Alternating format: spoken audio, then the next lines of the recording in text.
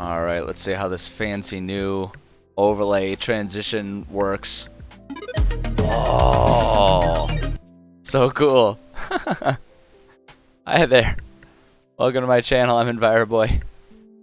And I have been having so much fun playing around with all of the different overlays that I've found. Now that I've figured out how they work and how to set them up, that just really opened the floodgates.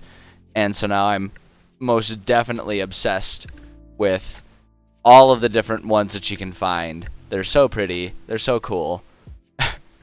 I'm an easy man to please. Does not take much. But yeah, look at it. I can't even look at the camera. I'm just so like enamored with how pretty it looks. Look, it's so cool. I love the little 8-bit nature scene that we got going on here. It's so cute. I love it. Figured this would be a good, relaxing, chill one for the writing stream, since that's kind of the vibe I'm always going for anyway. So here we are. It's gosh dang, I can't take myself seriously, but I'm having so much fun with it. Streaming's awesome. This is great. I was so much fun with this. I'm so glad I decided to start doing this. Oh my goodness. Well, hopefully everyone is having a day as good as my past like 30 seconds have been going, because I am just living my best life at this exact moment, and if everyone lives their entire life with the kind of energy I'm feeling right now, then boy oh boy wouldn't the world be an amazing place. But yeah, I hope your day is going well. I'd say that mine is going pretty well here. I might need to, as always, I don't know, I might need to adjust my volumes a bit. Hold on, that mic looks like it's maxing out quite a bit. Let me turn that sucker down a little bit and see if that does what I'm looking for. That seems to be a bit better. I just don't want to be clipping, you know, and I think I was kind of hitting that threshold. I don't know. If the audio sounds like butt at any point in time, just tell me and I will do my best to make it not sound like butt quite so much. I'm always trying, like, I just kind of have the levels to look at, because when I'm streaming, I don't listen to my own voice through my monitors or anything, because like, you get that slight delay, and it just kind of messes with my head to hear my own voice, so I don't do that. But because of that, I don't always really know what the levels are like, what they're actually sounding like, so. But I think that looks pretty good, at least based on my slider bars, so I don't know. If it's not, just yell at me and I'll fix it up. But yeah, there we go. So here I am. Here I am with all. It says short intermission. I should probably change that. I wonder if I can change the text. I don't know. There's only so much that I know how to do. But I'm learning. I'm learning bit by bit. And you guys get to watch the evolution of a guy who doesn't know what he's doing at all to a guy who kind of sometimes tries to know what he's doing but still doesn't really know what he's doing. So it's good stuff. But at any rate, I'm going to switch this over. I'm going to switch this over to our actual thing, and we can kind of see it. Watch, we're gonna get to see our little stinger again. Ready for it? Ready for it? Oh, it's amazing. But yeah, we've got things going here. I might need to change that chat for. I tried to go for the darker theme there, but I was thinking the background would be darker. I might need to change that, but we'll worry about that later, because that's just not very clear when it's got the white text, is it? I wonder if I can change the properties on it right now. Hold on. I wonder if there's a way. I don't see how to do it. Alright, well, I'm not gonna mess with it too much here while I'm live on stream, because I'm worried I'll just like mess everything up and it'll just end up looking really weird. Because it took me a lot of tinkering to get it looking there. And I feel like in a video game setting, this one will look just fine, because we'll have darker stuff going on. But here we've got. I wonder if. Wait, hold on. I wonder if I can. Let me just try something here. Hold on. How do I. I know there's a way. Settings. Options. Alright, I can just turn on. There we go. I can turn on. Oh, geez, that's. Hold on, but maybe if I get rid of the options. I had the options. There we go. That's a little something. I don't know. I don't usually like writing in dark mode, but it kind of works for today. I don't know. I'm not. That's gonna mess with me. That's gonna mess with me too much. I apologize. We're just going back to light. Forget it. Forget it. It's just how it's going to be. Everyone's just going to have to be nice and squinty when looking at the chat. My apologies. Anyways, so today we're going to work on some lore type stuff. I've got a lot of ideas on stuff that I want to do so we've been working on a campaign a lot on stream. And I've got a lot of ideas on what I'd like to do. What I'd like to do with the next few chapters once we get to them. Because we've been working on, gosh dang it, that chat box is just going to bother me so much. It's going to bother me so much, man. I'm sorry. I'm sorry it looks so bad. It looks so bad. There's really nothing in the properties. Hold on. I wonder if I can just like, no, that's not going to do anything, is it? No, it won't do anything. All right, well, I'll just have to toy with it later, and we'll fix it. I'll just try to not look at it because it'll bother me. I'm a simple man sometimes, all the time. But at any rate, I've got a lot of ideas for things how I'd like to adjust or kind of change. I don't know. I don't know how to phrase this a whole lot, or to be perfectly accurate, to properly describe exactly what I'm thinking in my head, because I'm not upset with what we've been working with in the campaign so far. Like, I don't think by any means what I've got down and what we've written already is bad. I think we have a lot of good stuff. The thing that is a struggle for me is I feel like whether I'm meant to or not, I've sort of strayed from the baseline atmosphere that I'm always targeting in my world that I've written. Because my world is one that's meant to be kind of post-apocalyptic. So it's meant to have this sense of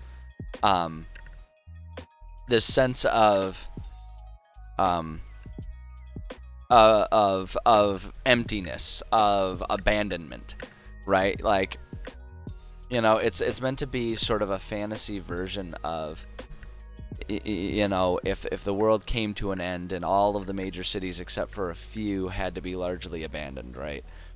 And so there's just sort of this essence of forgottenness to the world. There are the relics of large cities that are slowly crumbling and returning to the earth, you know, and there are wild creatures, and in the D&D version of it, lots of big nasty monsters and stuff that are kind of now having their opportunity to rule. It's like if the dinosaurs were to be able to come back, you know, like if humans were gone and suddenly the birds kind of, you know, they got their comeback story, and and we got to have dinos and stuff around again.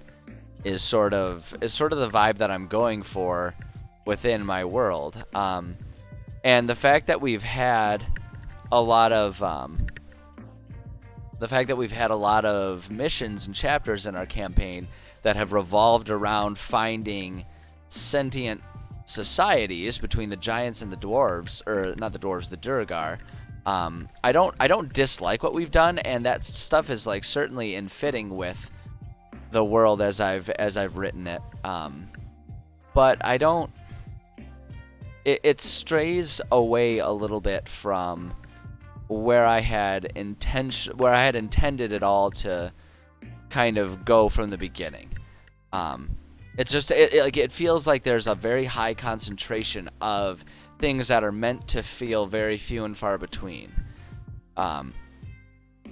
We've got a good 3 or 4 chapters of our 5 so far that we've written that revolve around existing societies, and that's just not quite the feel that I've always wanted and imagined for my world. So I want to try and sort of head off and think about the next chapter a little bit ahead of time, because we still got some work to do with chapter 5 of our campaign, which is the Duergar chapter.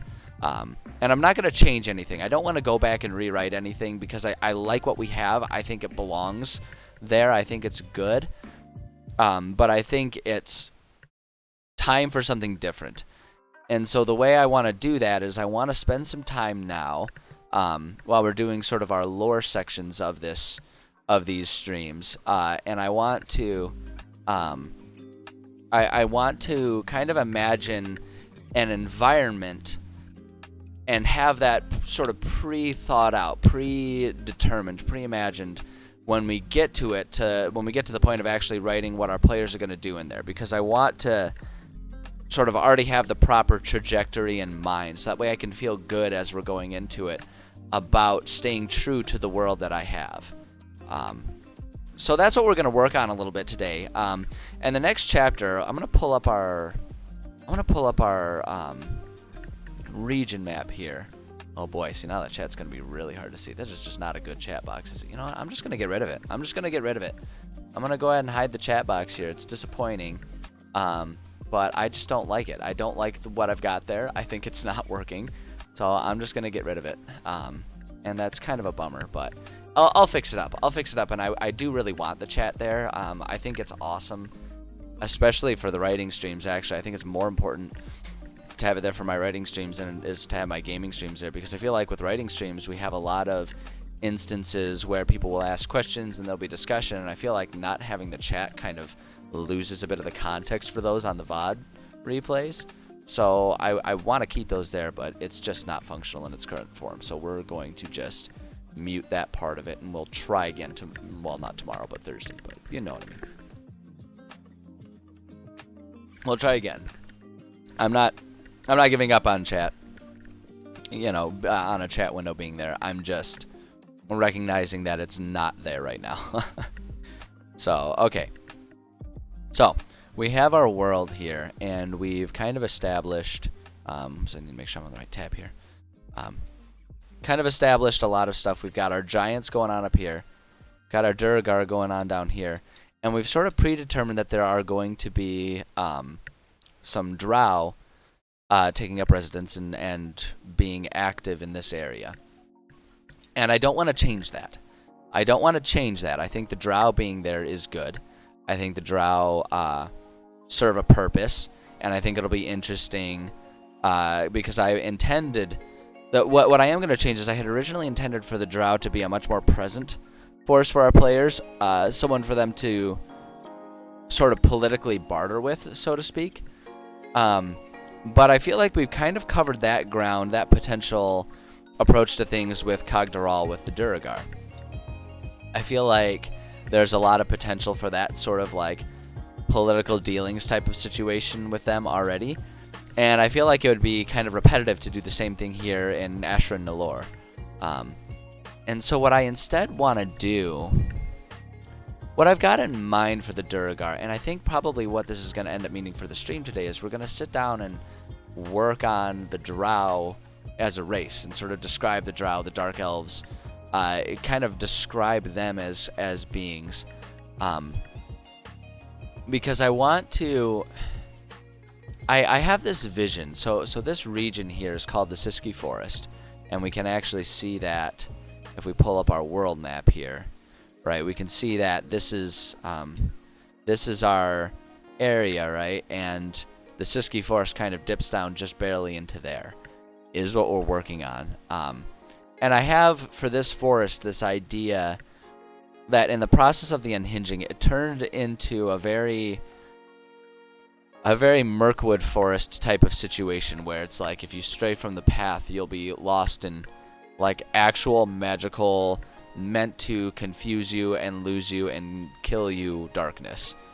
And that's kind of the vision that I have for the Siski Forest, with one alteration being that the horrors aren't just your standard fantasy, ooh, giant spiders and stuff. I have this vision that the forest has become overrun. It's become this place where it is overrun with almost like Lovecraftian style horrors, right? Like, this isn't just a creepy forest. This is a horror driven forest, is what I have in mind. And I want to try and I want to come up and clarify a lore for this forest that revolves around some sort of creature, some sort of being, some sort of deity that has sort of claimed this territory as like a surrogate home because it was displaced from its home in, say, the Nine Hells or something like that. Is sort of this idea that I have. And so our players, by going into this, will be unwittingly absorbed into this world where there are dark rituals and dark dealings, and their exploration of this forest will eventually revolve around trying to survive and get through these dark horrors without them really even understanding what's going on or knowing they're part of it until towards the end, is sort of the idea I have. Like, maybe the first part of it, chapter 6, will be them arriving in Ashran Nalor, you know, and like that'll be the process of their journey there, and there'll be like one pathway to get there, you know, or a couple pathways, because I have in mind that the pathway would be they can either go through the giants again, and there's, because we kind of established when we, actually, you know what, I could probably pull it up. Let me see here. If we pull up our map here for the Nikos tribe up there, which is a place they'll have visited before,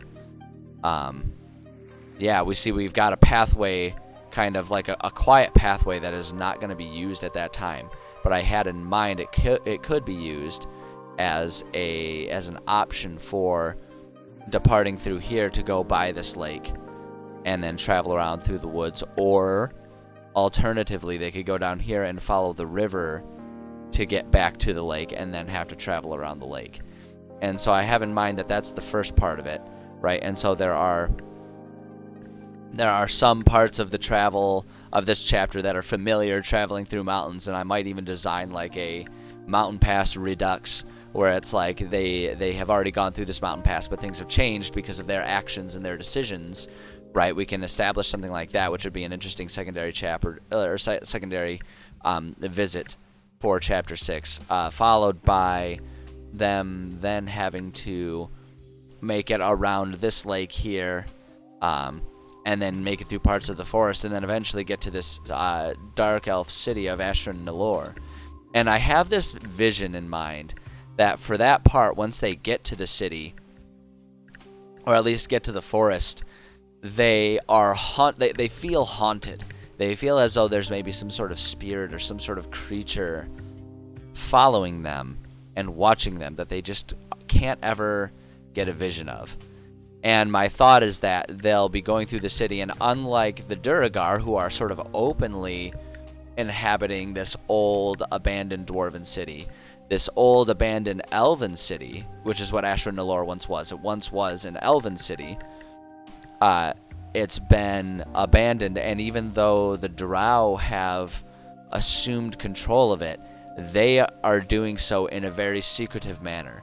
And so when there are outsiders showing up, it's a very like Children of the Corn situation, where the players will find the remnants of the elves, but they will not be largely interacting with the Drow themselves until then chapter 7, which is going to be them getting the third key, right? Because, you know, we're kind of on a two chapter per key outline system here. We can go back to our situations here, right? All of our notes, our outline. And so we've got chapter 5, which is what we're doing, Duragar going in there, trying to get to the vaults. Then 6, players again return to the village to meet with Scholar. Then says the next clue suggests the key is kept somewhere in the Siski forest. Scholar also knows that the foothills of the mountains was once a city that had a teleportation circle with direct access to an old elven village in the forest. So we can have them go for the portal and do that. And so we kind of had that idea, and so they can get there and maybe bypass some of the travel and stuff like that. Or maybe not. I don't know. I haven't thought about that detail. I'm not really thinking about that part yet. I'm just trying to set up an environment, right? And then step 7 is that's them showing up in the middle of a Drow city. Drow won't immediately imprison them. So this is the part that I'm kind of going to change and edit, because the Drow will be wanting to there were going to be direct interactions with the Drow, but instead, right, for this part, for finding that key, I really want to I want it to be that they show up in this city, or they make it to the city, and they get there and they find it empty, and they find the ruins, and the Drow are interacting with them, but from behind the scenes, so that the players don't realize it. And I kind of want the getting of the key to follow like your standard horror movie approach to things, right? Again, kind of going off that Lovecraftian vision of things, where like the Drow are sort of ushering it and guiding them through a ritual without the players really even realizing it's happening. You know, because the idea is that the Drow will eventually use them for a sacrifice or something like that. And so the Drow are trying to usher them and guide them through different things by like feeding them certain clues, this, that, or the other thing. And they then have to kind of navigate their way through it all. And then eventually they get to like sort of the climax, which is they found the key and now they have to get out because, like, you know, the shoes dropped and they realize that they are now dealing with Drow, right? Is sort of the idea that I have. And so there's going to be a lot of work involved in mapping all of that out, and it's going to be a long, lengthy process doing so, which we'll go through. But I want to save all of that stuff for when we're working on the campaign. For today, what I really want to do is just sort of imagine and envision exactly what this ritual and this environment is going to be. Like, I want to understand and know what is happening here, because my thought is to kind of create an environment where players are just walking through and seeing the stuff that's left out from all of the different rituals and worships and things like that. And so I want to know what all of those are and just have them organically placed in the world, so that when we're then describing our outline for our players to go through, we're just taking things that we've already invented and sprinkling them around for players to sort of find and discover and try and make sense of. Right, and like the idea is that they'll all be kind of clues about what's going on, and so if they're attentive and find all of the necessary clues, they can find all the tools they need for surviving and stopping this horror that's going on. So I think the first thing that I want to do here is I've pulled up D&D Beyond, and I want to just do Drow here, and I want to see what they have. I mean, we've got a lot of monsters here, but I want to see if they have any sort of basic information on, like, yeah, the Dark Elves and Drow here. I want to see kind of what exists for them, and see what we can kind of build off of. So that's going to be just if we... let's see here. We can do it that way, but I actually want to go... I think I want to go here.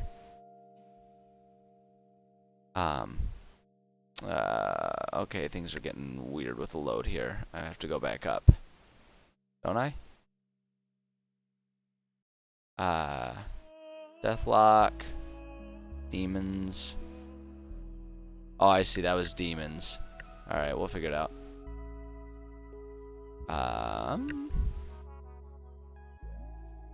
So I had to scroll down. Demons and demon lords. Oh, that's Demogorgon. Da da da da da da. I imagine we'll be back to this section as we're trying to think about who it is that these Drow are trying to worship and all that stuff. But I kind of just want to see what the lore as written have to say on the matter, just so we can use that as sort of a springboard and take what's there and go from there. Abshay. It said they were going to be around here. Can we... Let me... yeah, I want to find just the Drow. Okay. Drow, thank you. There we go. My goodness. Alright. So they are found in underdark cities, the darkened passages between them, or the dreaded demon web pits. Drow stand as one of the most insidious threats to surface dwellers. Devoted to Lolth, the dark elves obey her often contradictory commands and live in fear of her wrath. Some attain great power and influence through cunning, talent, or subterfuge. So we got Loth. And then these are just all of the specific things there. So immediately I want to, let's go back to the top. Let's see what they have about Loth.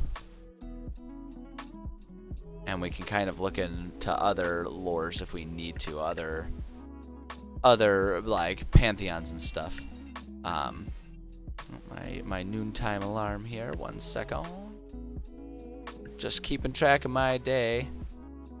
I've found myself being much more productive and attentive about the time I'm spending on things when I set up periodic alarms to go through the day, just to like keep me really aware of what time it is. So I like to keep them going there. But anyway,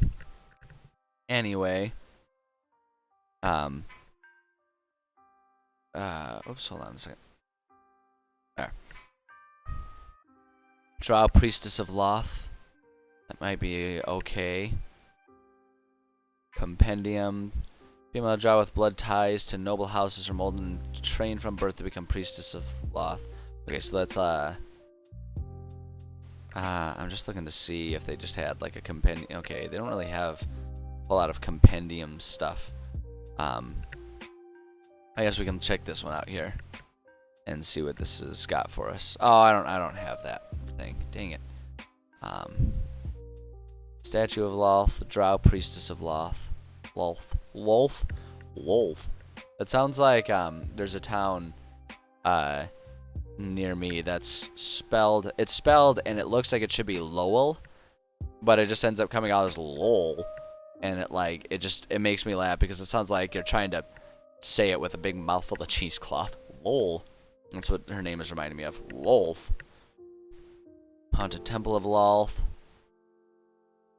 Yeah, it doesn't really just have a straight up compendium entry for Lolth. Like it's kind of all it's setting this up to be a whole lot of information about her that you get in passing. Very Dark Souls style, which is ultimately what I want to present to my players, right? That's kind of how the situation I want to present to them. But I want a bit more. I want to see.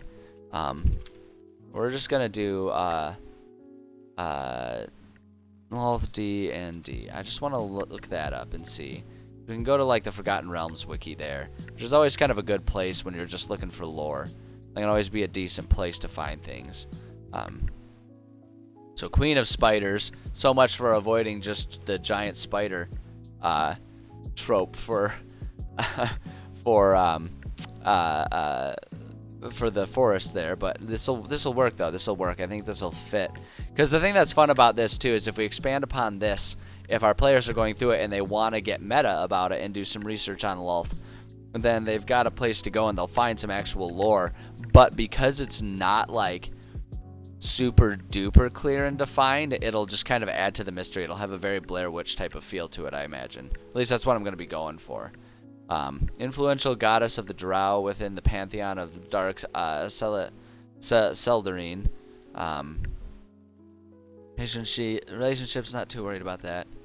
Other enemies of the Dark Seldarine, allies in the Dark Seldarine, worshippers, Lolth followers. Follower base was varied. It mainly consisted of Drow, but also included Arena, Kytine, Dragloss, and Deep Dragons. Yeah, she gained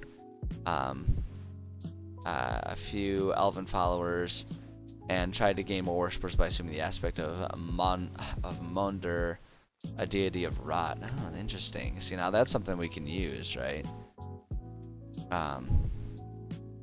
Order history. So let's kind of explore that idea. So I do wanna use utilize Lolth. They have her as a chaotic evil creature. So I want to pull up our pantheon is where I want to start with her, because I want to explore Lolth as a creature and I want to understand her as a being, especially within the mortal realm, and how that will end up looking for our game, what that will end up meaning, throwing her in the mix there. So I'm gonna have us go into our pantheon here. and start exploring that way here. And I want to find... So if she's chaotic evil, right, that puts us somewhere in the abyss, right? We've got, when I'm thinking about Realm Splitter, because I always kind of match up their existence with, like, where they would kind of make their standard home in the abyss. I mean, already that seems right to me. Right, yeah, we've got the abyss there. I guess Pandemonium wouldn't be the worst. But, oh shoot, now I messed up my zoom here. Where's my zoom option? More? No. Oh, there's a way to, maybe it's in view. Oh yeah, there we go. Alright. So let me take a peek here. Let's go back here. Let me do D&D the Abyss. Let's just see what's known about the Abyss. Let's just go ahead and do yeah, let's go to the Forgotten Realms wiki again and just check and see kind of what we have here. This is such a good place to just get springboard ideas. I love coming here just for ideas. Infinite Layers of the Abyss was the birthplace of the demons. Chaotic evil universe unto itself with uncountable layers of infinite variety connected haphazardly. The Abyss's place in the cosmology of the Forgotten Realms shifted over time, but the nature of the plane remained fairly constant.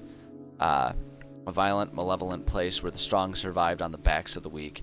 The weak conspired to overthrow the strong. Alliances only lasted while convenient. The landscape itself tortured the mind and body of all who dared to pass. So, yeah, I think that makes perfect sense here. Cosmology, not too worried about that. That doesn't interest me as much. Got all these different layers, which would be really fun to explore, but I want to stay focused today on Lolth and her existence. Myriad types of demons, too numerous to catalog here. Non-demonic life could be found in the Abyss, but was most likely imported from other planes. Afterlife realms. Yeah. Lolth, here we go. On the 65th layer, in the midst of the Maelstrom, that was the portal to her abode on the 66th layer, before she became a greater god and removed demon web pits from the Abyss to join the fiendish planes. After the spell plague, her realm survived to float the astral sea. Okay, so she kind of has her own world, and I feel like we can kind of actually use a certain amount of that, because a lot of that can, like, we can kind of imagine that that separation being in the astral sea as being a precursor or part of the unhinging, where she was afloat in the astral sea, at which point she sort of managed to find her own salvation by clinging to and traveling to the mortal plane. That's sort of the idea I have here. So she's in the Abyss, and while I am going to want to explore the Abyss, more than anything, I just want to take our deity template. Today what I want to do is I'm going to take our deity template. I'm going to paste this here, make it a sub-page, because she does originate from the Abyss. I'm going to have that be our canon for this world here. But I wanna explore Lolth a little bit, and then if we have time, start thinking about what she's doing in the Siski Forest. If not, we'll save that for next time we do some lore work.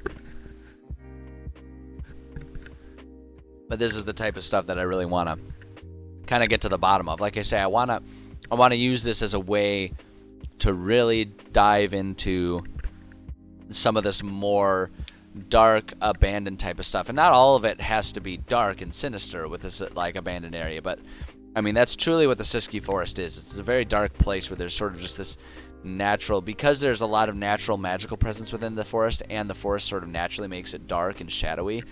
There's just this affinity.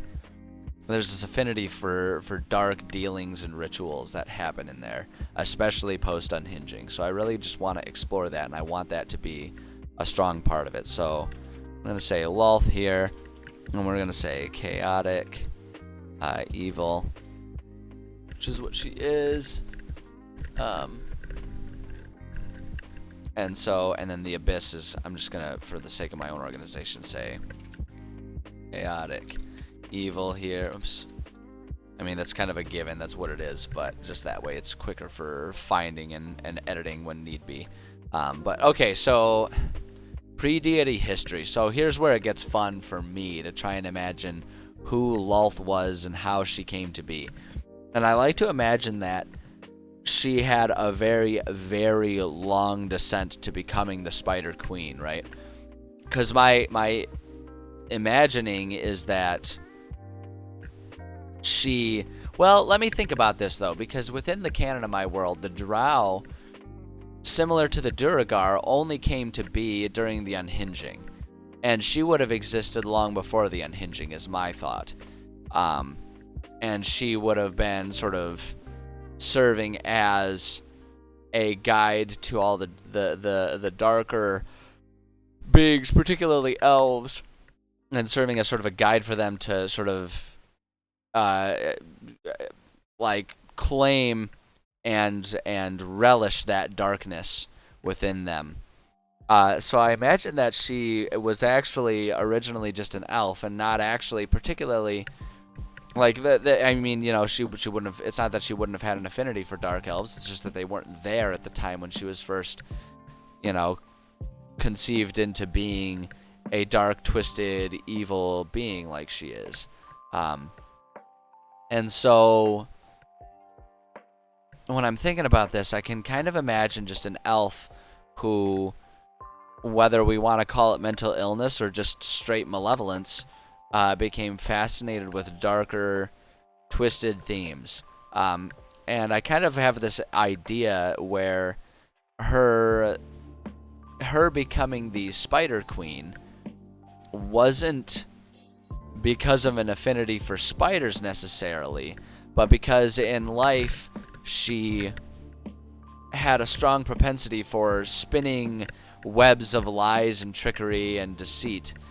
And so because of that, just sort of over the years, like the nickname of the Spider Queen was given to her, and she sort of embraced it, is sort of the idea I have with it. And not exactly like Batman, because she wasn't afraid of spiders, but that same kind of concept, right, where she's just like taking that which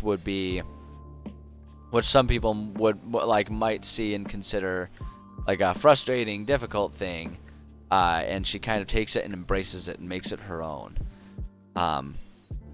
So I kind of want to do, if we're talking about pre-deity history, I kind of want to say,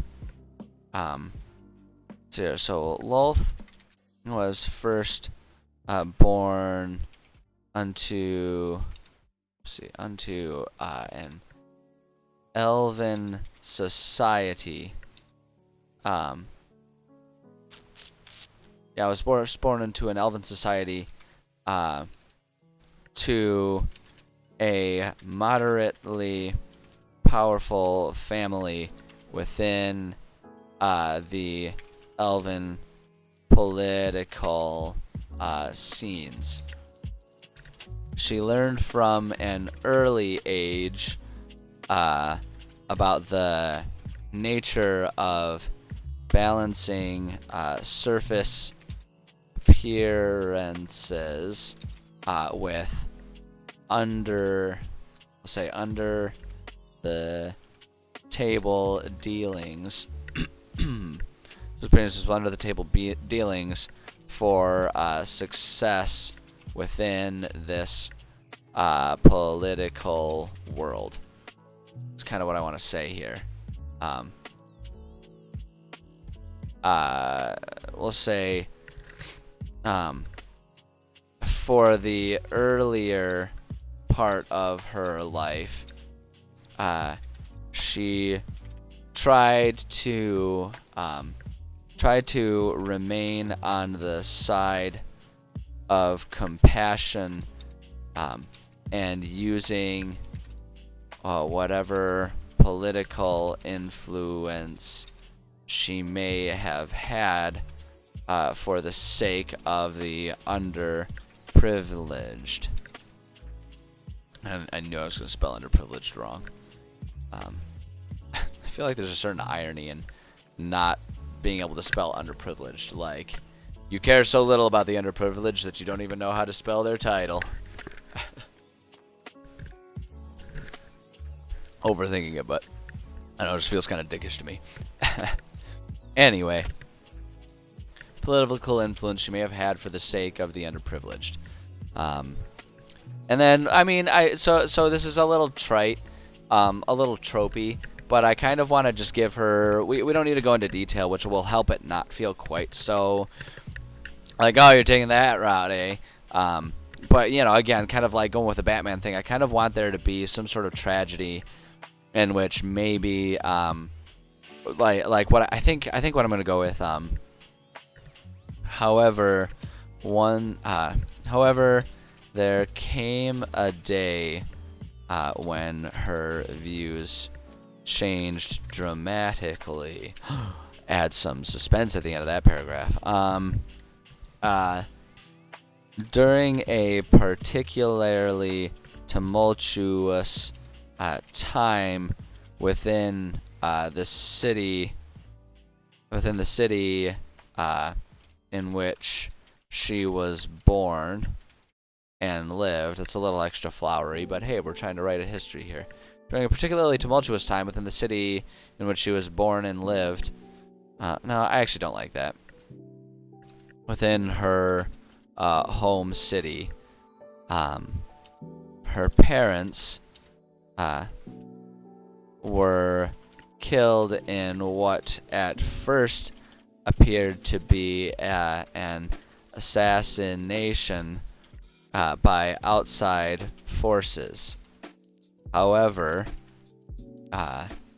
Lolth eventually learned that their demise was on the hands of figures who had supposedly been their allies. This revelation, is that it? There it is. This revelation shook her foundational beliefs and sent her in a spiral of moral decline. What started off as an effort to exact revenge on those who wronged her family. So what started off soon became a long, storied career of much deceit, and backstabbing in the name of rising to power. She became obsessed with controlling all within her society, so that none could surprise or harm her or her allies. This propensity for double crossing and tricking everyone, often multiple times over, earned her the derogatory nickname of Spider Queen throughout not only the political scenes, but within the city at large. However, by then, her descent into evil was so complete that, far from hating the name, she embraced it. oops, she embraced it, adopting the spider as her personal coat of arms for herself and her growing number of followers. Let's see here. We'll just say something. I'm kind of just like riffing all of this, but I think it's going to work well enough what we need, because really the important part is going to be what she does to establish her existence, especially within the forest, because that's when we're going to start getting into the really ritualistic components of everything. Because right now we're just talking about her descent, and it really doesn't matter to me exactly what that is. So we'll say, or by then her descent, we'll say for many years, she wreaked. Is that? I'm trying to make sure I've got. Yeah, no, that's wrecked. I think I had it right. She wreaked. I'm pretty sure that's what I'm looking for. She wreaked havoc on elven society at large. Eventually resorting to violence and terrorism to get her ways and control the trajectory of society. Of course, this type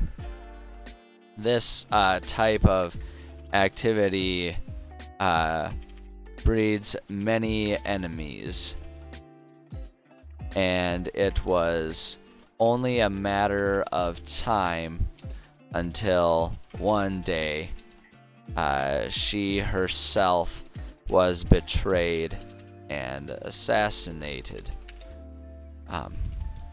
However, death proved to not be enough to keep this tenacious. Wow, I really butchered that one. Death proved to not be enough to keep this tenacious elf from seeking more power. After a brief afterlife of drifting through the ether, she found herself gravitating towards the abyss. There she found a dark layer of the realm to make her own and to begin amassing her own new powers. She experimented with magic, always obsessed with finding ways to improve her magical power and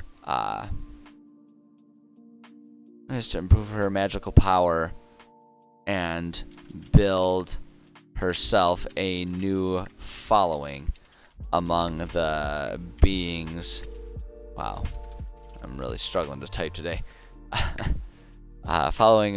Build herself a new following among the beings of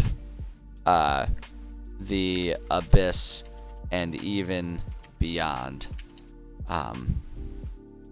Her appearance began to change as the flowing magic of the realm began to transform her into the very moniker she had adopted, soon appearing as half woman, half spider. Just kind of do that, and then we'll say, eventually the day came when she sent out her disciples. Disciples, is that? I thought that would be. What am I? Oh, it's DI, isn't it? Yeah, that's what it is. Okay, I was gonna say I was so confused. I was like, what the? But no, there it is. So the day came when she sent out her disciples to begin amassing a worshiping cult among the mortal beings, securing her title as a true goddess. Because like the concept of being a god or a goddess is that you have a following. Or at least that's kind of the concept that I adhere to within my world. Requires a sort of following to be able to get that level of power and influence. Because it's almost like there's not like people follow gods. It's more that gods are born because people follow them. Is sort of the idea that I have for my thing. There's no specific status that one can gain. There's no specific like, oh, I filled out my application and it's been approved. Now I just got to pass a drug test and that'll be a god. Like I don't do it that way. I think of it more as like when someone reaches a certain status and they have following, then they are considered a god, even though they are all very, very different from one another. Is sort of what my idea is for it.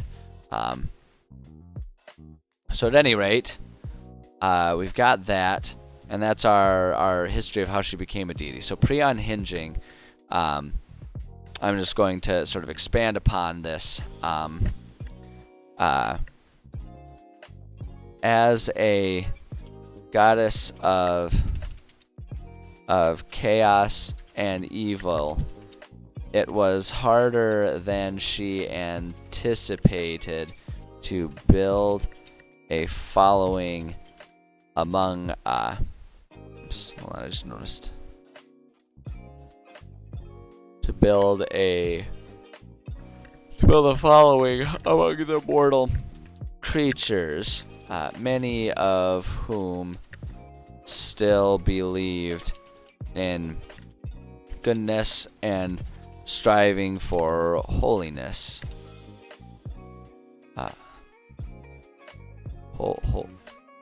Holiness, is that it? What did I do wrong? There we go. I guess I just missed an S or something like that. Okay, there we go.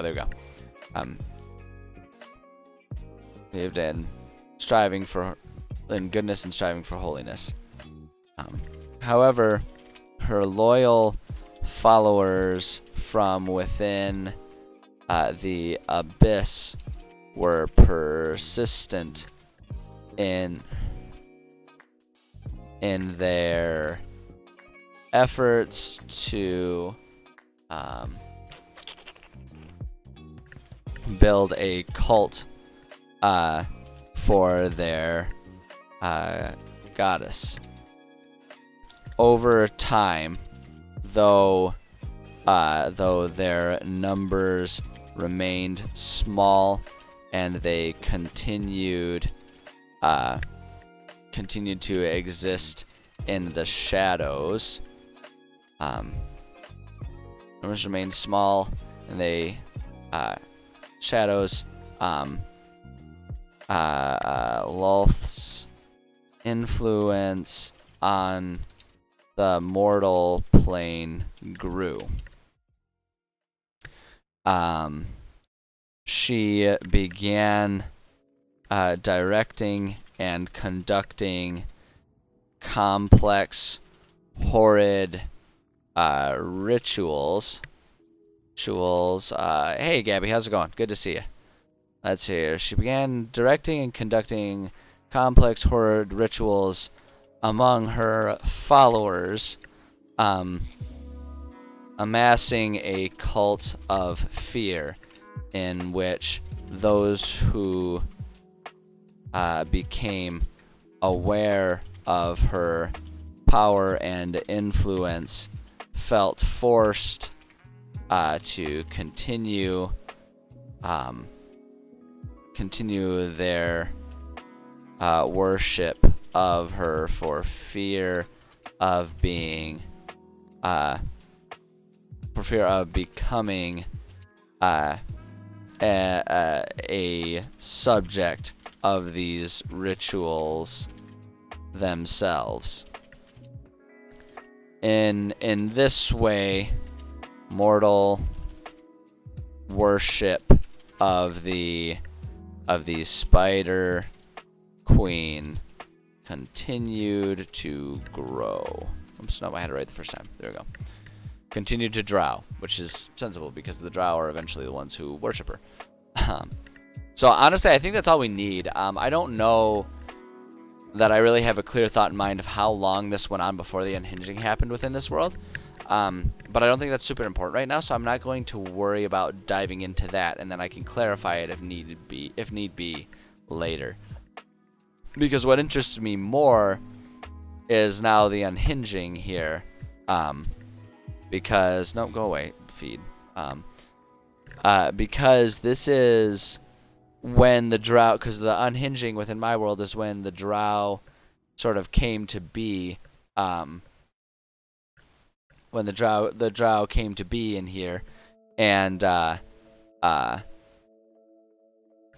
Drow sort of took up the mantle of her primary worshippers. So this is the part that's more interesting to me that I want to dive into. So let's see here. I'm trying to think about exactly how it would happen, right? So we have the unhinging, in which everything is kind of ripped and torn asunder, and that gives her likely a lot of easy access to the mortal realm herself. With all the tears happening between the realms, suddenly it makes a lot of sense that she would have, it could certainly be a situation where it does not take much for her to be able to find one of those tears in the abyss that leads to the mortal realm, for her to regain sort of more dominant presence within the mortal realm by actively being there herself.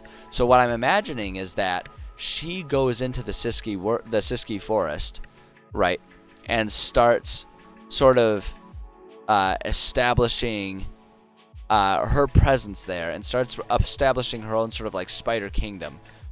And my thought is that initially, she doesn't go there with the intent of claiming the Drow, or their influences and their worships and all that kind of stuff. She doesn't go there with that in mind. She goes there just thinking oh, here's a place I can be comfortable, and I can grow my power within the mortal realms to grow my influence and my worshippers, while still being sort of in the shadows, because it's the Siski Forest. The whole thing is just one big shadow. And then concurrently, the Drow are coming to be, because those elves that chose to stay in the forest, thinking that perhaps the forest could be a safe place of refuge during the unhinging, instead found it to be one of the worst places to be, because the magical radiation that sort of exists slowly begins to transform them, particularly because all of these demonic presences gravitate towards the Siski Forest. With easy access to it, they see this dark, shadowy forest as a good, home away from home for them. And so the magical radiation of all of them flooding in there and doing their stuff causes those remaining elves who kind of had the hubris enough to stay. They slowly descend into madness, which is of the Drow. And so what I'm kind of imagining is that takes place concurrently, and then from there, the Spider Queen, Lolthir, approaches the Drow and sort of almost takes them along the path of what we're going to put our players through, where she doesn't ever really approach them directly for a long time, just sort of drops hints and clues to guide them towards her in a way that eventually ends up in them worshiping her and feeling that she is the most worthy deity for them to have as a newly founded Drow race. Um, and so you kind of end up in that situation where it's like, she just kind of claims their souls. And I think that, like, if we sort of establish that and we leave about relics of her effort over the few thousand years that have happened since the unhinging, right? If we leave a breadcrumb of clues about how she gained that influence and power over the Drow, then that turns into a really fun thing to utilize for our players, where they sort of are following the same breadcrumb trail, excuse me, not realizing what they're finding, because the Drow have adopted her approach of staying in the shadows and out of sight when the players get there, as sort of like a secretive way to guide them without having to actually interact with them, with like this sort of recognition that being too direct could scare them away, so they have to sort of utilize trickery from behind the scenes to get the players to acquiesce to this desire. So that's kind of the idea that I have, and so I want to do just her perspective of it, because then we'll expand and we'll go talk about the Drow a little bit, and we'll expand their perspective of it for her to kind of piece it all together. Oh, excuse me. So that's what I want to do. But if you'll allow me, I'm going to take just like a minute or two really quickly to run to the bathroom and refill my drink, so that way I can just be all set and we can just kind of sit down and we can start really hammering all that stuff out, because I'm really liking the momentum we've got going. So I really want to do a lot more writing here. I'm really into this, and I'm excited about this because I think this is going to be a really good fit and change, because we're having things be so much more sort of behind the scenes in essence. I'm really excited to fit this in with our campaign, because I feel like this will be a really good tonal shift for the campaign and what we've had going so far. So yeah, just give me a few minutes, not even. It'll be like a minute or two, just to void the bladder, as they say, refill my drink, and then we will be right back at it. So I'm gonna use one of my fancy new overlays. It's gonna be so fun and fancy. Just you wait. Hold on for it. Here it comes. Whoosh! Wow! Look at that. It's so amazing. All right. Sit tight, everyone. I will be right back. I promise.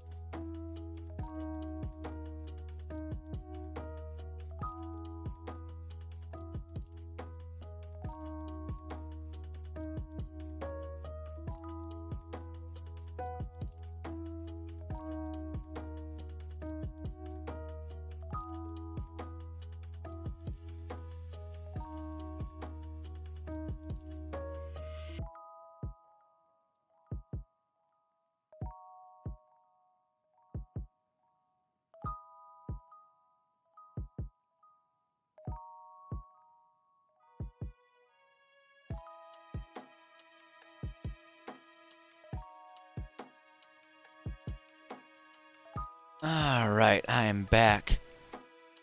Whoosh. Gosh, I don't know that I'll ever get tired of that. I think that's absolutely amazingly fun. I love it. So I am back. Thank you for your patience. I appreciate it. Getting back to it here. So yes, so we've kind of got this idea of what I want to do with the lore here, and how I want to set our goddess of the Lolth up here. So I think this is going to be good. I'm excited about it. So let's see here. So talking about so we're gonna stick with the perspective of Lolth first, and then we'll talk about the Drow. So for her specifically, when the unhinging occurred, Lolth was not disturbed. Not disturbed when the rip in reality between her home within the abyss. So when the rip in reality between her home and the abyss and the mortal plane opened up. We'll say, on the contrary, she found the event fascinating and immediately recognized the potential of this event. Very quickly, she found she I guess found well, I'm gonna say she established a link between her realm and the Siski forest, recognizing it as a place of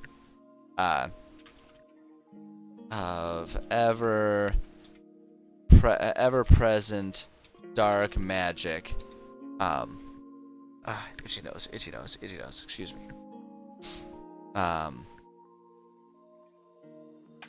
Yeah. So, recognizing it as a place of ever-present dark magic, and shadows. Let's see here. Over the course of the many thousands, we'll say many hundreds of years, because there's only a couple thousand years, so we'll say many hundreds of years. Of course, the many hundreds of years after the unhinging, she spread her influence and shaped the magic of the forest to build herself a web of dark influence throughout nature itself. Is what I think I want to say for it. Trying to imagine like what the best way to sort of describe what I'm trying to envision here is. Nature itself. Much to her pleasure, the concurrent downfall of the elves who chose not to flee the forest after the unhinging.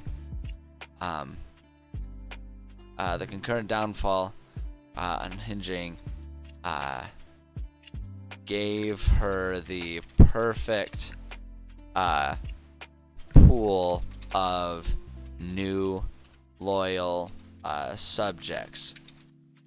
Over the course of the centuries, so over the course of the centuries, what am I trying to say here? over the course of the centuries, she slowly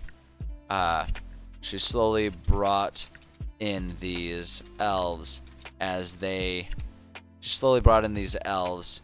aiding in their transformation into the Drow, as they came to call themselves. These Drow largely never saw her, instead finding remnants and clues of her power and her works. These discoveries slowly built a cultural picture among the Drow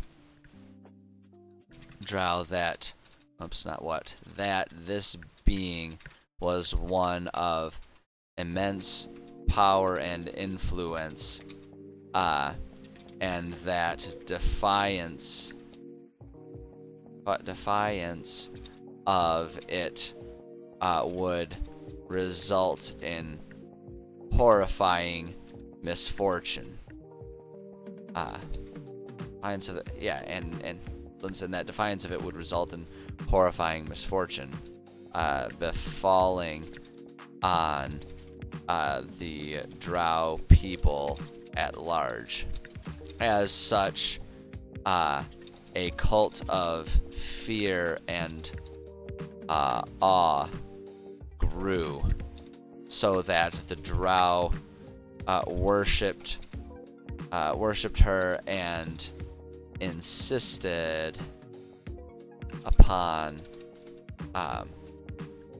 doing anything and everything they believed could please her. So we'll say, in this, let's see here, we'll say in the modern times, the Drow culture is heavily intertwined.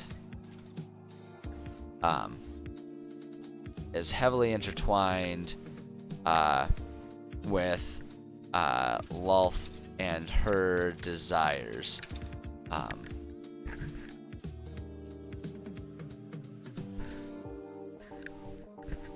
We'll say much of how the Drow structure their culture and act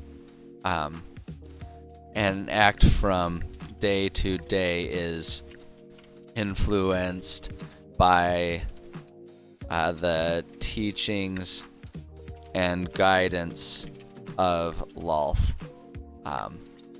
including their tendency to remain hidden from any outsiders who stumble upon their homes deep within the forest, much to Lolth's pleasure. They have taken to tricking and trapping outsiders,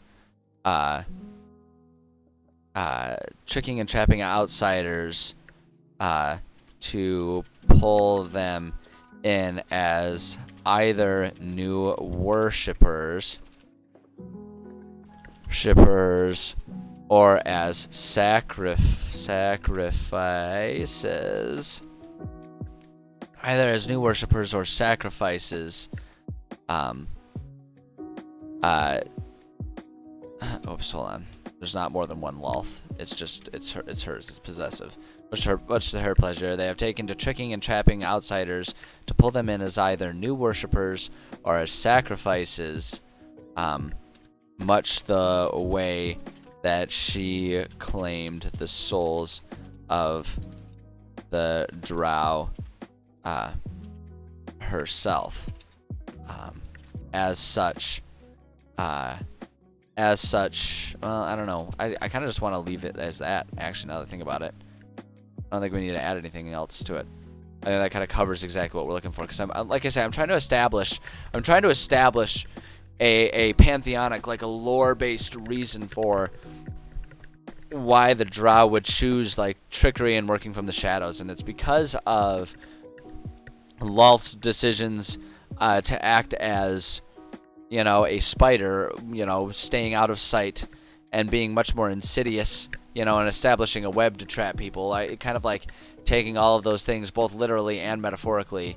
The Drow kind of take the same thing. So when someone enters their territory, rather than setting up a strong front, instead they all kind of disappear into the shadows, and they let other people kind of wander through their house of horrors, so to speak, until it comes to be that they are just completely enveloped within the influence and power of the Drow and Lolth herself, is the idea that I have.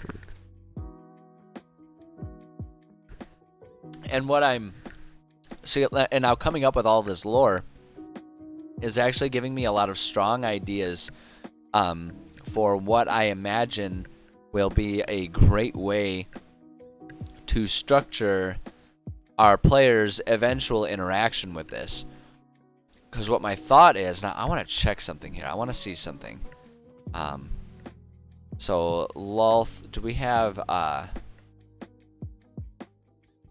probably don't have a stat block for Lolth herself, do we?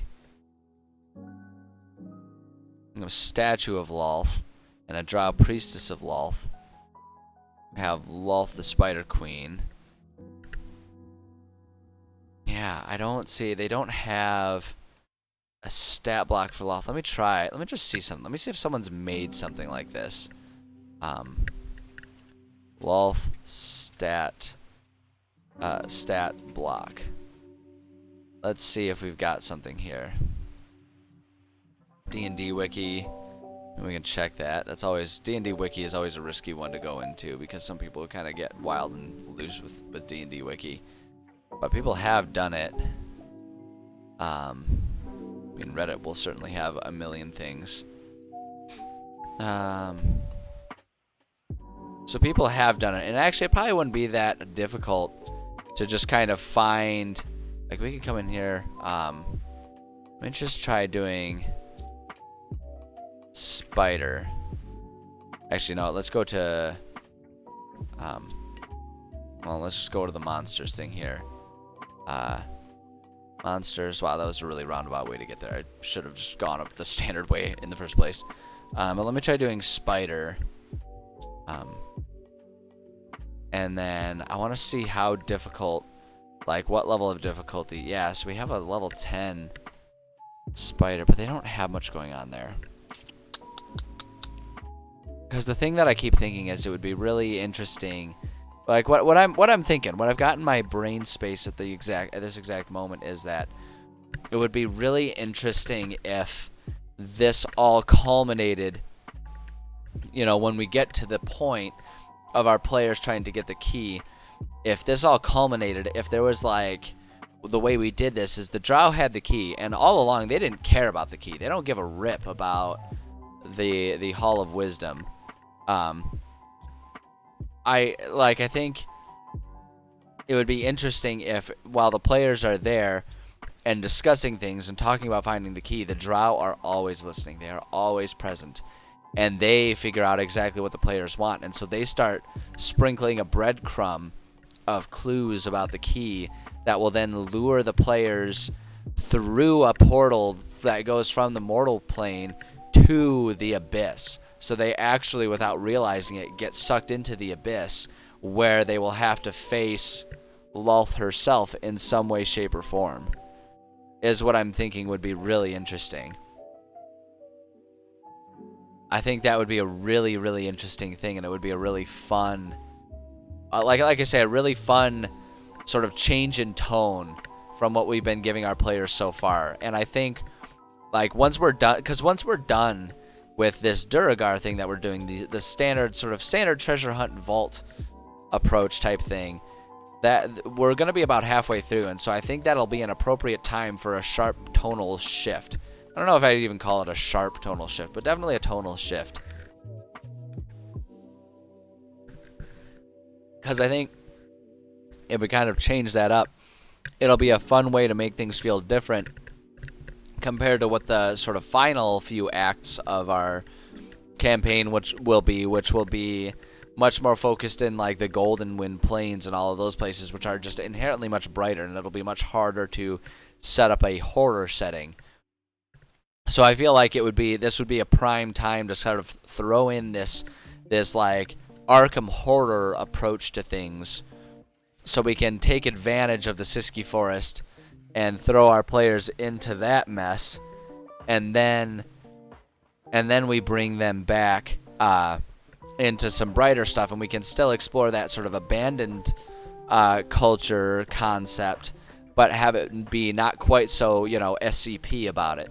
But this will give us plenty of time, and I just think that would be a really fun capstone if suddenly they realize, like, oh, we've been drawn into a different realm, and they have to confront an actual deity in some way, shape, or form in order to get what they're actually after. And so I think this sets up some really fun stuff for that. And I think it'll be really fun, and I'm even more excited to start thinking about how that's going to end up looking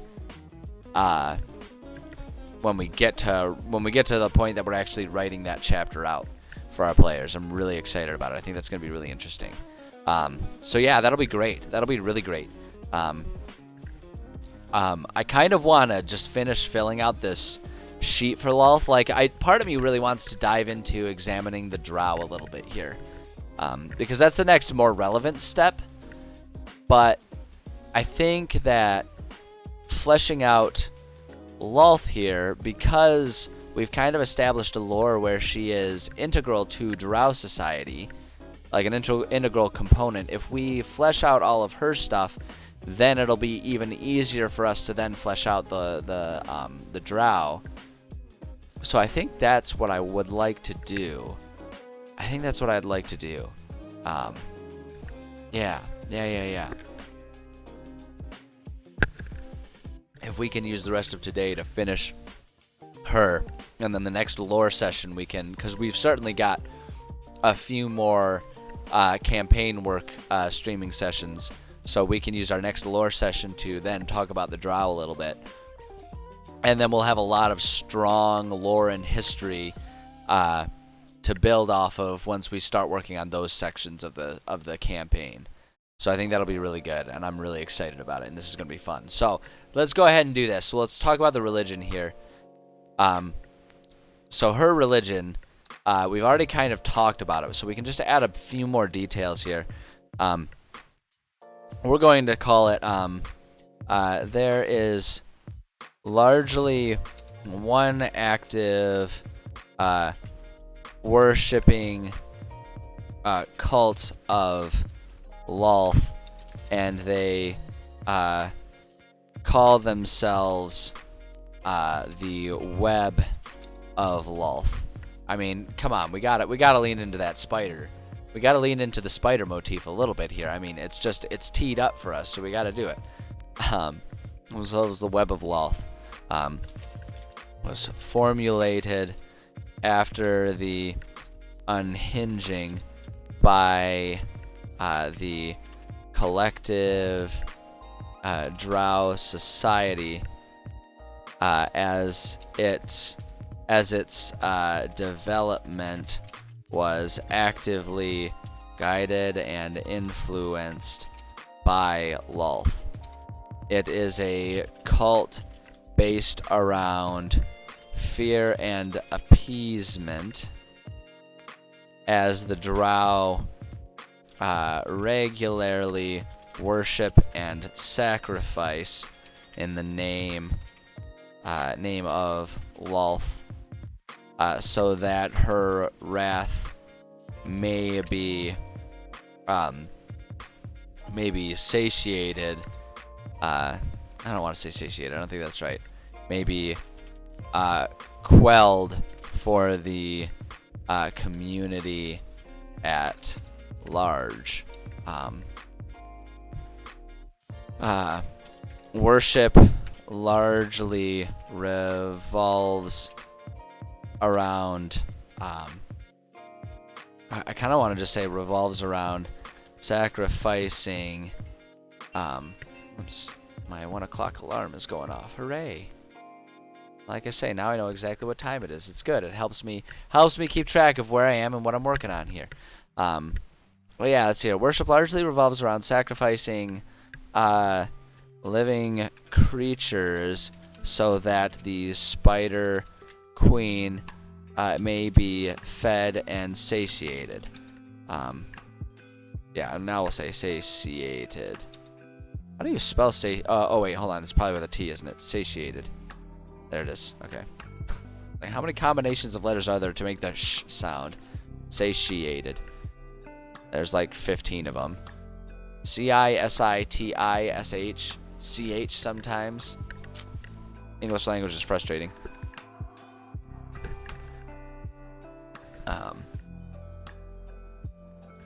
So yeah, you can set that up to just like that. I like that. I like that a lot. Worship largely revolves around sacrificing living creatures so that the spider queen may be fed and satiated. If there are no obvious choices, such as drow lawbreakers,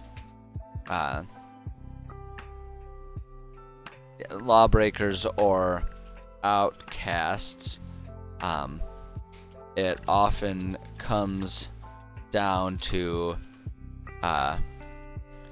political decisions in which pacts and alliances among drow cliques will eventually lead to one individual being singled out and forced to serve as the sacrifice. So it's like there is no actual way to do it. It's basically just like everyone teams up and people will find different alliances and groups to be part of so that they have safety in numbers until one or the necessary number of people are left without alliances, and just basically through brute force, they're just sort of captured and tied up and sent off as a sacrifice. So it's like I almost imagine it being a lot like Survivor, right, where the people will form their little alliances and like betray one another and everything like that. And like I imagine that Lolth would think that is just absolutely fabulous. Like that's how she structures her entire existence functionally. So she is 100% on board with the mortals doing exactly that. She's like, yes, political webs of lies and knavery are exactly the way to do this. So that's just kind of what I imagine for her. I think that'd be great. Underlings, I'm just going to say the drow at large are her primary underlings at this stage in history. She history. She holds powerful influence over spiders and the various spider-like creatures of the realms. But her strongest mortal presence is through the drow worshippers. I think that's honestly all I want to put. I mean, we could come up with some names and stuff like that, but it's much easier to just sort of add that kind of stuff and that kind of detail in when the necessity of it pops up. So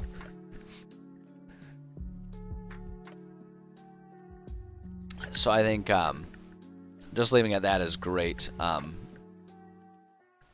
Actually, no, that really that really is more the followers here. So I'm just gonna copy and paste that down here. So underlings are actually just kind of meant to be if she's got like other deity. She's got other deities that are her underlings. Primary followers is what we're gonna say. Underlings, I'm gonna say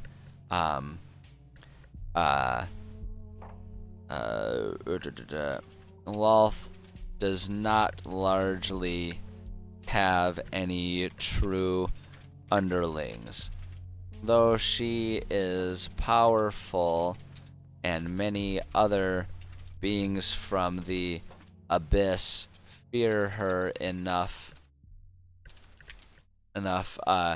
to leave her alone within her level of the plane.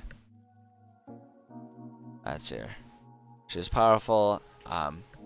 She prefers to exact power and authority over people through fear rather than through alliance or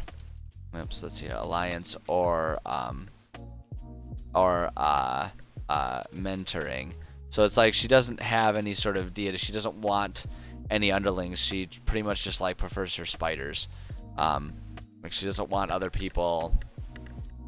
Like she exerts her power over fear, not through being an ally, right? So it's like she doesn't really have underlings. She just has subjects, and that's how she likes it. She doesn't want other people to be making decisions within the worship of her, right? So she's just not into that. She doesn't like that. So the Drow at large are her primary followers at this stage in history. She holds powerful influence over the spiders and various spider-like creatures of the realms. Strongest mortal presences through Drow worshippers. I'm going to say the closest to underlings she has are her giant spider friends, whom she will often dispatch to the mortal plane to spy, act on her behalf. There it is. Act on her behalf, and return to her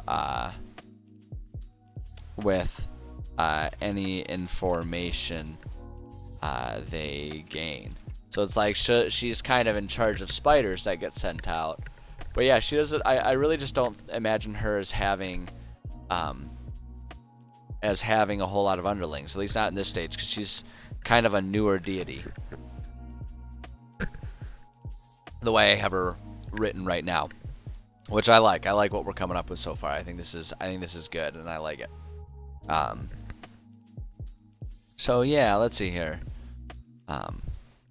So now as far as holy remnants go, this is where I'll put like artifacts specifically related to her. I'm gonna leave this empty. And if I come up with something that is good and I want to be part of her like history and lore, I'll add it there. But as it stands, I like it. I like it as it is. Yeah, I don't want any of that. The one thing I will say with location here, I am just going to say, we'll add a bullet here. I'm gonna do Siski. Actually, I want to underline it. Siski Forest. Much. Oops. Wanted to do. Much of the forest is under her influence, though other creatures do maintain domains.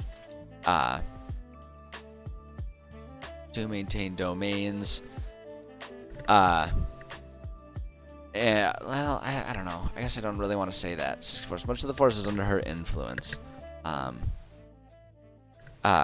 Traps, relics, relics and shadows of traps, relics, and we'll say and monsters of her influence fill the forest.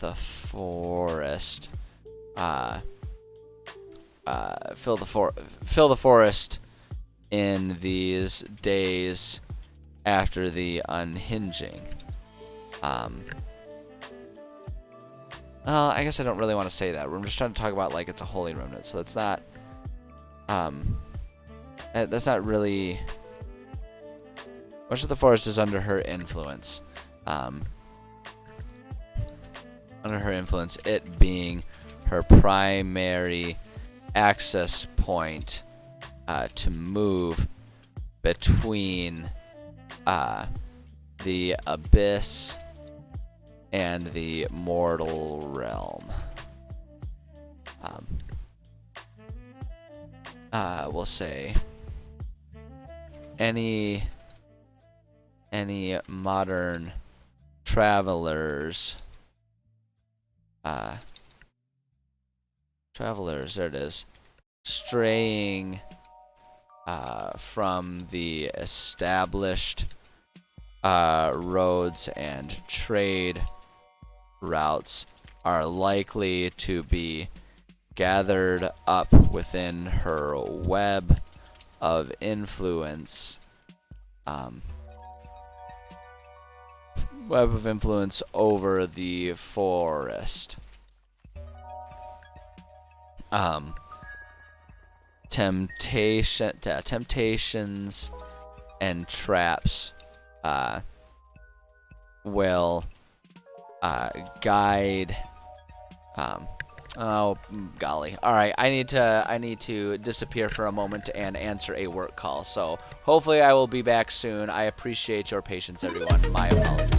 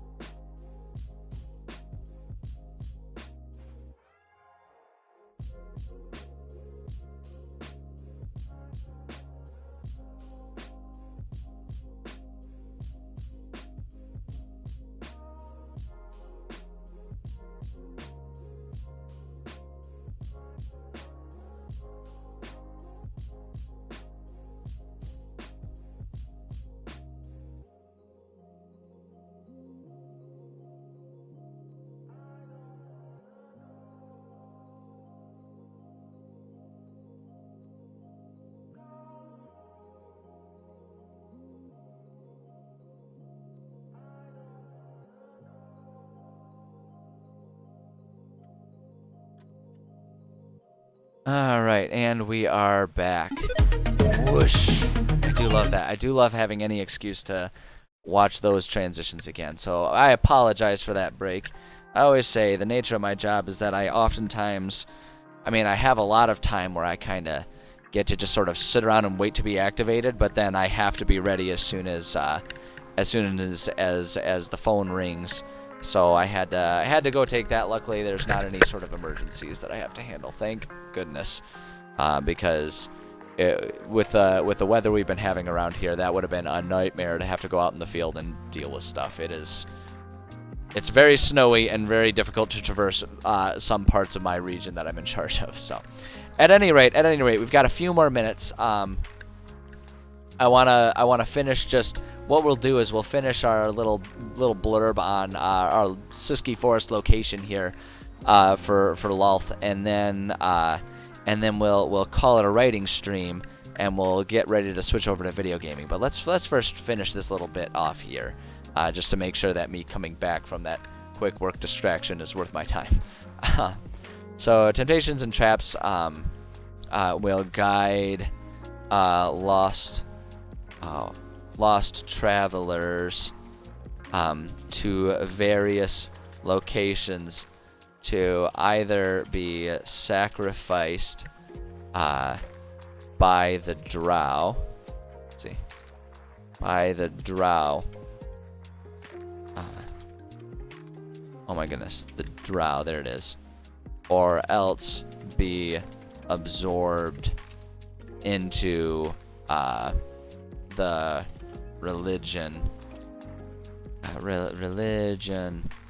and under Lolth's direct influence. And honestly, I think that's really all we need for this. We're going to flesh out the Siski Forest much more when we actually get to it within our campaign, or at least that corner of it. So this is good stuff. This is really good stuff, and I like this. It's a bit more serious and a bit more tedious to write some of this stuff out, but I'm really excited about the groundwork that this is going to lay for what we can eventually do within our campaign when the time comes. So this is really good. I'm really excited about it. I'm really excited about this. I've been listening to a Call of Cthulhu podcast lately, and it's been really inspiring me in some of my really Lovecraftian horror is some of my favorite lore in general, because all of it revolves around this concept of just like ancient forgotten stuff that is reactivated by discovery. And I absolutely love that type of lore, and that type of lore just fits in so exquisitely perfectly with my world, the way I've got it set up and written. So whenever I listen to that, I always get very, very inspired, and I always get bouts of passion and excitement about projects that I want to do for my own game. So I'm excited that I've got the opportunity to kind of return to that and work on some of that stuff within my world. I think it's going to be a lot of fun. I think this is going to be really good. So All right, so with that, though, I'm looking at the time, and I think we're right at about that time where I can do my sign-off for the writing stream and get ready to transition us over into my gaming stream. So I'm going to bring us to our, just because I love using them so much. Oh, whoosh. There it is. I'm never going to get over that. Never going to get over that. So I'm going to transition us here over to our thing. I don't know. So there's our chat thing. Again, it doesn't really look good. I don't know that I like it there in general. Like, it'd be nice to have chat, but I'll have to work on resizing all that stuff. I'll work on it. It's all a work in progress. It's all a work in progress. But yeah, for the moment, thank you so much to everyone who joined me today. Quieter day, but you know what? That is a-okay by me. It happens sometimes, and for those of you who did show up and had a fun time here, I appreciate you guys. I really just have a lot of fun streaming. I really do. And even if I only get one viewer who enjoys what I'm doing and likes watching what I'm working on, to me that is more than worth it. Because to me it's just all about sharing the stuff that I'm working on and having fun and enjoying that with other people. And so I get to do that every time I log on and stream. And I consider myself a very lucky dude that my life is structured in a way that allows me to do that and have fun with it. So thank you so much to everyone who stopped by. I appreciate you guys more than I can really properly describe, though I try to every time. Just to do my usual plugs, there's a lot more of them now that I'm trying to grow my stream and trying to learn how to do all this stuff, so I'm going to do my best to not forget any of them. We have Discord. If you like communicating on Discord, and if you want to have that as a good way to get announcements for when streams have to change or be canceled or anything like that, you can get yourself connected to my Discord. All of these links, you can find them on the About section of my Twitch page as well. You can find the direct links. You could also do, I have set up chat commands. You can also do an exclamation point, and then you can do exclamation point Discord. For any of these, it's like Discord, YouTube, whatever one I mentioned. If you just do exclamation and then whatever the website is, you can get the link to my channels for all those things. So there's the Discord server. I do announcements. I do a lot of engagement with viewers and stuff like that. So if you have suggestions, you want to talk about homebrew stuff, or you just want announcements, that's a great place to go. I have my YouTube, which is where I put all my VODs up. So if you want to go see past things I've worked on, you want to watch me play some games and stuff, but you can't join live, that's a really good place to go see that kind of stuff. I put all the VODs there, and one of these days I'm intending to get better at learning how to do like video editing, so I can maybe do some like clips or compilations or things like that. But that's there as a resource. For announcements, I do now have a Twitter. I'm not good at tweeting. I'm trying to learn how to do that and be good at it. I know there's like sciences behind doing it right. I don't know. I'm just using it as an announcement source. So if you prefer that to receive announcements about when I'm going live, if I have to make any changes to my streaming schedule, anything like that, that opportunity is there. I also have an Instagram. I don't know how to use Instagram, but I figure I can start using that as a way to sort of share other things that I do that are outside of my usual streaming, category, streaming fare, right? So like I stream writing and video games, but I talk a lot about like my rock climbing, my kickboxing, stuff like that. And I figure Instagram can be kind of a fun place for me to share little snippets of that type of stuff as I do it. So if that's something you're interested in, feel free to check out the Instagram. And then the last thing that I have, and this one, it took me a lot to get comfortable with doing this one, because I've always said I don't do this for money. I do this because it's a ton of fun. But I have had people asking about donations and being able to support me, so I have set up a donation link. It just all goes through PayPal. So if you would like to donate, help me be able to kind of grow my stream a little bit, just make it a little bit better with better equipment, different games, things like that, different tools. If you like what I'm doing and you want to make it easier for me to keep doing it and for me to be able to do more stuff, then the donation link is there. And my commitment is to just anything that comes into the stream that comes to me via donations, I will pool up and use for expanding the stream. So it'll all just be sort of a self-serving system there. So all of that stuff is there. Feel free to check out any or every one of those links. Whatever suits your fancy, it's all there. And whichever ones you support me through, I really appreciate it. I do have so much fun doing this. It's one of my favorite hobbies that I've taken up in like the past year, and yeah, I don't know. I'm stoked about doing it here in 2022. So thank you so much to everyone who stopped by. For the rest of this week, I should be, there's no streams on Wednesday, so nothing tomorrow. But then Thursday and Friday this week, I should be back streaming at my usual times. 11:30 a.m. Eastern Time is when I'll be on for writing, and then switching over, like right now, at 1:30 Eastern Time to do video games. That should be happening the rest of this week. So tune in then. And yeah, that's what I've got. So I'm going to take myself a short break, maybe 10-15 minutes, and then we'll do the swap over to our video gaming streams. So if you want to hang out and watch me play old school Halo, you can do that, or check back in like 15-20 minutes and I'll be on doing that. Or if you got other stuff you want to do, other stuff you want to watch, then by all means go check that out, and I will hopefully see you later this week. Either way, I appreciate you all the same. You guys are all cool, rad, awesome people.